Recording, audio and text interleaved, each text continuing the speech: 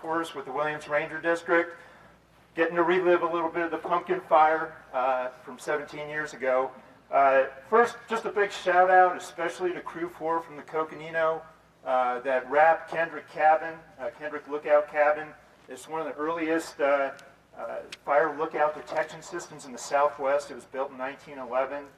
First season was 1912, and they did an outstanding job. And Aaron Grazier, remarkably, was involved in wrapping it twice in his career. So he was really excited to be up there.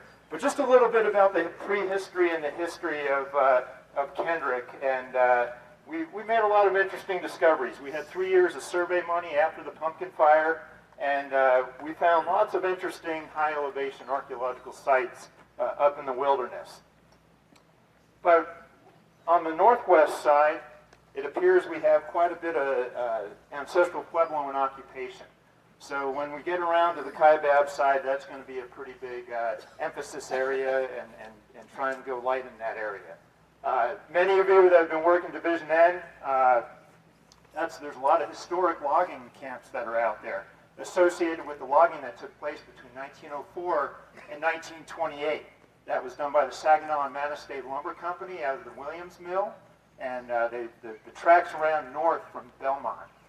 So some pretty interesting history there, and of course we have the lookout cabin. I just wanted to say one more thing as the fire is starting to get over to the west. We do have a cabin that we wrapped during the Wild Horse fire in 2009, so we'll be talking to Division J about that as a potential. It is in the planning area, and so that's something we want to protect. But thanks everybody for your hard work out there, and I'm going to introduce Jason Nez, who's our lead archaeologist. Jason, why don't you talk a little bit about what you've been doing? Good morning, everyone. So we have a couple of archaeologists, one's leaving and one's coming in, and we're going to be checking out the dozer lines, and we're going to be evaluating some of the sites that burned over.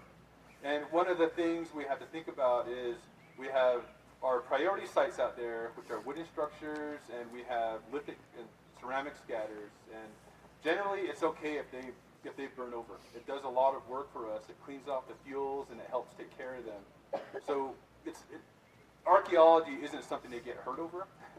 And we also have some traditional cultural properties out there that we'll be dealing with throughout the fire and helping to manage it. And as Native people, we thank everyone for helping us manage these resources that are sort of outside of our current areas, but we're always looking back to them and coming back to them. So, thank you.